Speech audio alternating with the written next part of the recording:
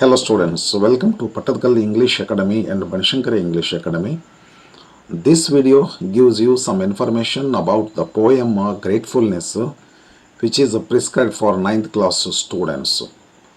This poem gives you about the author, introduction to the poem, short summary in Kannada, short summary in English, the detailed summary in English, detailed summary in Kannada, conclusion, different themes of the poem, line by line explanation of the poem. Okay, let us start. Gratefulness. About the author, Joseph T. Rinaldi was a poet who wrote simple and meaningful poems about human values and emotions. In the poem Gratefulness, he teaches us the importance of being thankful to God for the blessings and abilities given to us.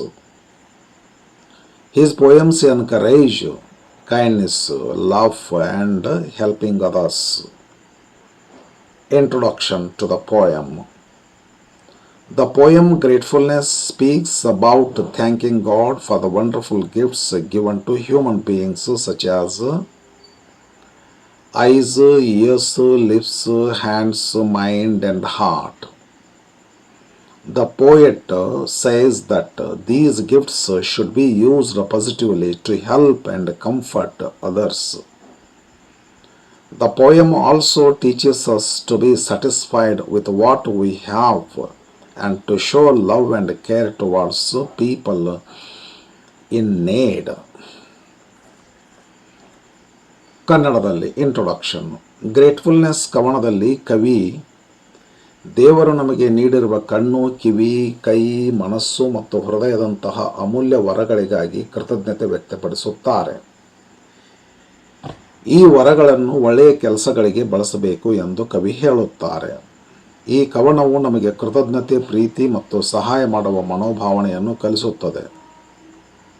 Short summary in English. The poet thanks God for giving him eyes to see, ears to hear, lips to speak kind words, hands to work, a mind to help others, and a heart to love. He says that all these gifts should be used for good purposes. The poem teaches us to be grateful and helpful. ಕನ್ನಡದಲ್ಲಿ short summary.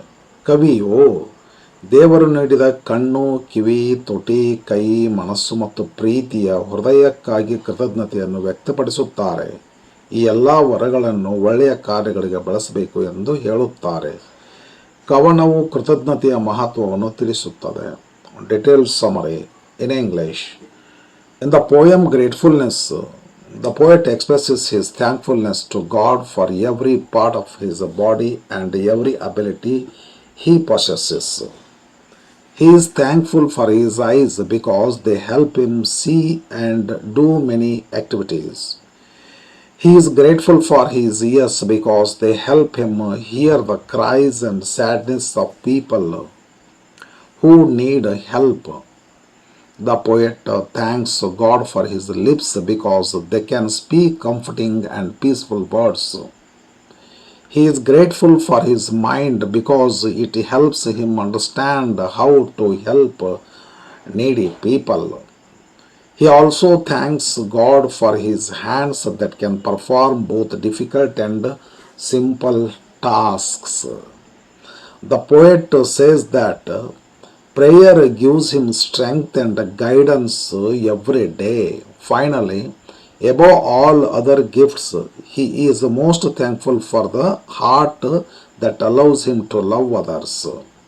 The poet teaches the values of gratitude, kindness, love and service to humanity. ಕನ್ನಡದಲ್ಲಿ ವಿವರವಾದ ಸಾರಾಂಶ. Gratefulness ಕವನದಲ್ಲಿ ಕವಿ ದೇವರು ನೀಡಿದ ಪ್ರತಿಯೊಂದು ಅಂಗ ಮತ್ತು ಸಾಮರ್ಥ್ಯಕ್ಕಾಗಿ ಕೃತಜ್ಞತೆಯನ್ನು ವ್ಯಕ್ತಪಡಿಸುತ್ತಾರೆ. ಕಣ್ಣುಗಳ ಮೂಲಕ ನಾವು ಲೋಕವನ್ನು ನೋಡಬಹುದು ಮತ್ತು ಅನೇಕ ಕಾರ್ಯಗಳನ್ನು ಮಾಡಬಹುದು ಎಂದು ಕವಿ ಹೇಳುತ್ತಾರೆ. ಕಿವಿಗಳು ಇತರರ ನೋವು ಮತ್ತು ಅಳುವನ್ನು ಕೇಳಲು ಸಹಾಯ ಮಾಡುತ್ತವೆ. ತುಟಿಗಳ ಮೂಲಕ ಸಮಾಧಾನ ಮತ್ತು ಪ್ರೀತಿಯ ಮಾತುಗಳನ್ನು ಹೇಳಬಹುದು. ಮನಸ್ಸು ಇತರರಿಗೆ ಸಹಾಯ ಮಾಡುವ ಮಾರ್ಗವನ್ನು ತಿಳಿಸುತ್ತದೆ. ಕೈಗಳು ಕಷ್ಟಕರ ಮತ್ತು ಸರಳ ಕೆಲಸಗಳನ್ನು ಮಾಡುವ ಶಕ್ತಿಯನ್ನು ಕೊಡುತ್ತವೆ. ಪ್ರಾರ್ಥನೆ ನಮಗೆ ಧೈರ್ಯ ಮತ್ತು ಮಾರ್ಗದರ್ಶನ ನೀಡುತ್ತವೆ ಎಂದು ಕವಿ ಹೇಳುತ್ತಾರೆ. ಎಲ್ಲಕ್ಕಿಂತ ಮುಖ್ಯವಾಗಿ ಇತರರನ್ನು ಪ್ರೀತಿಸುವ ಸಹಾಯ ಮಾಡುವ ಹೃದಯಕ್ಕಾಗಿ ಕವಿ ಅತ್ಯಂತ ಕೃತಜ್ಞರಾಗಿರುತ್ತಾರೆ. ಈ ಕವನವು ಕೃತಜ್ಞತೆ, ಪ್ರೀತಿ, ದಯೆ ಮತ್ತು ಮಾನವ ಸೇವೆಯ ಮಹತ್ವವನ್ನು ಸಾರುತ್ತದೆ. Conclusion. The poem Gratefulness teaches us to appreciate the blessings given by God to human beings.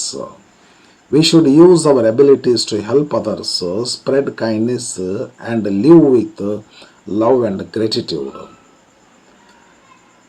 Gratefulness ಕವನವು ದೇವರು ನೀಡಿದ ವರಗಳನ್ನು ಗೌರವಿಸುವುದನ್ನು ಕಲಿಸುತ್ತದೆ. ನಮಗೆ ಸಾಮರ್ಥ್ಯಗಳನ್ನು ಇತರರಿಗೆ ಸಹಾಯ ಮಾಡಲು ಪ್ರೀತಿ ಮತ್ತು ದಯೆ ಹಂಚಲು ಬಳಸಬೇಕು ಎಂದು ತಿಳಿಸುತ್ತಾರೆ. Themes of the poem: gratitude towards God, importance of helping others, love and kindness, positive use of human abilities, prayer and faith, humanity and compassion. ದೇವರ ಕೃತಜ್ಞತೆ, ಇತರರಿಗೆ ಸಹಾಯ ಮಾಡುವ ಮಹತ್ವ, ಪ್ರೀತಿ ಮತ್ತು ದಯೆ, ಮಾನವ ಸಾಮರ್ಥ್ಯದ ಸದುಪಯೋಗ, ಪ್ರಾರ್ಥನೆ ಮತ್ತು ನಂಬಿಕೆ, ಮಾನವೀಯತೆ ಮತ್ತು ಕರುಣೆ.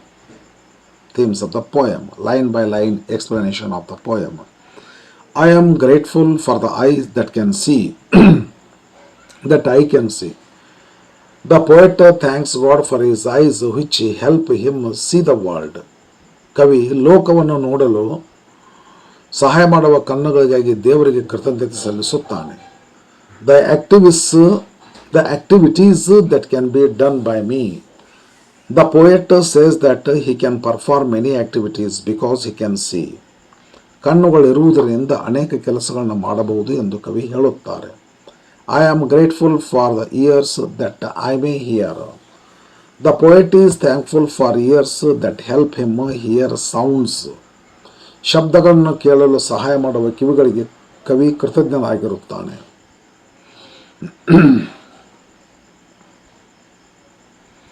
The sobbing of those who need me near.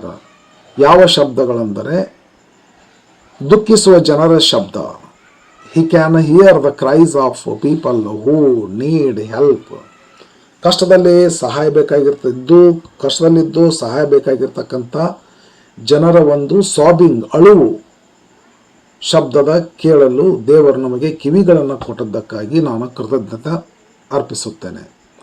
ಸಹಾಯ ಬೇಕಾದವರ ಅಳುವನ್ನು ಕೇಳಬಹುದು ಎಂದು ಕವಿ ಹೇಳುತ್ತಾರೆ. I am grateful for the lips that might speak. The poet thanks God for his lips. ನನಗೆ ಲಿಪ್ಸ್ ಕೊಟ್ಟಲ್ಲ, ಯಾತಕ್ಕೆ? ಮಾತಾಡಲು ಸಹಾಯ ಮಾಡುವ ತುಟಿಗಳಿಗಾಗಿ ಕವಿ ಧನ್ಯವಾದ ಹೇಳುತ್ತಾನೆ. ಎಂಥ ಮಾತುಗಳು! Words of comfort and peace to all who say. The lips can speak. ಎಂಥ ವರ್ಡ್ಸ್ಗಳು! Kind and comforting words. ಸಮಾಧಾನ ಮತ್ತು ಶಾಂತಿಯ ಮಾತುಗಳನ್ನು ಹೇಳುವ ತುಟಿಗಳನ್ನು ದೇವರು ಕೊಟ್ಟದ್ದಕ್ಕಾಗಿ ಕವಿ ದೇವರಿಗೆ ಥ್ಯಾಂಕ್ಸ್ ಹೇಳುತ್ತಾರೆ. I am grateful for a mind that might know how to aid those who need me so. I am grateful for a mind that might know. The poet thanks God for his intelligence and understanding. ಯೋಚನೆ ಮತ್ತು ಅರಿವಿಗಾಗಿ ಕವಿ ದೇವರಿಗೆ ಕೃತಜ್ಞತೆ ಸಲ್ಲಿಸುತ್ತಾರೆ. ಯಾಕಂದರೆ ದೇವರಿಂದಾಗಿ ಅವರು ಯೋಚನಾ ಶಕ್ತಿ, ಅರಿವಿನ ಶಕ್ತಿಯನ್ನು ಪಡೆದಿರುತ್ತಾರೆ ಎಂದು ಅವರು ತಿಳಿಯುತ್ತಾರೆ. ಎಂಥ ಯೋಚನಾ ಶಕ್ತಿ ಅಂದರೆ how to aid those who need me so. The mind helps him understand how to help others. ನಮಗೆ ಅರಿವು ಆಗ್ತೈತಲ್ಲ, ಬೇರೆದವರಿಗೆ ನಾವು ಏಡ್ ಮಾಡಬೇಕು, ಸಹಾಯ ಮಾಡಬೇಕು ಅಂತ ತಿಳ್ಕೊಂಡು ಆ ಅರಿವು ಕೊಟ್ಟದ್ದಕ್ಕಾಗಿ ದೇವರಿಗೆ ಕವಿ ಕೃತಜ್ಞತರಾಗಿರುತ್ತಾರೆ. I am grateful for the hands that might do some arduous or simple task for you.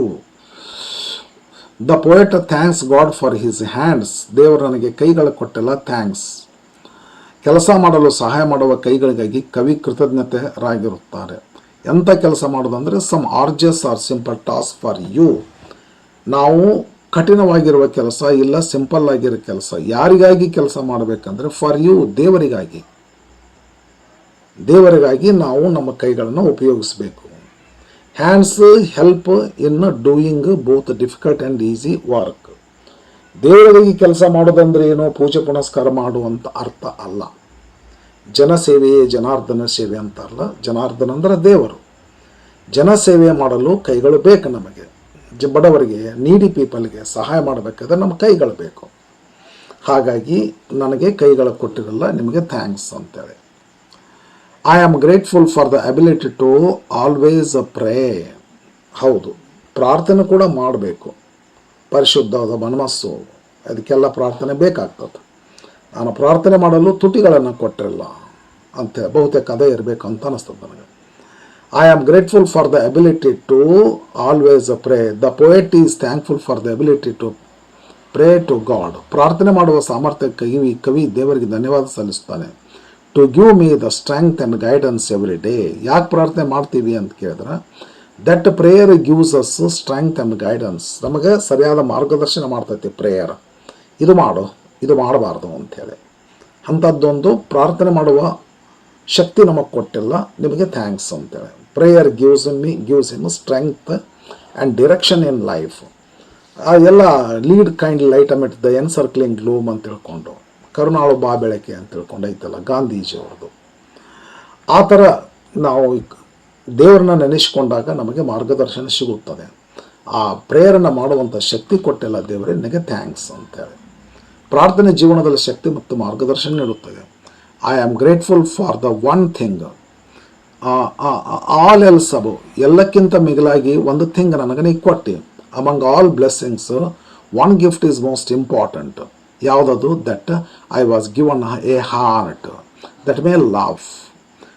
ಬೇರೆಯವರನ್ನ ಪ್ರೀತಿಸುವಂಥ ಒಂದು ಹೃದಯ ನೀ ಕೊಟ್ಟಲ್ಲ ನನಗೆ, ಎಲ್ಲಕ್ಕಿಂತ ಮಿಗಿಲಿದು ಪ್ರೀತಿಸುವ ಹೃದಯ.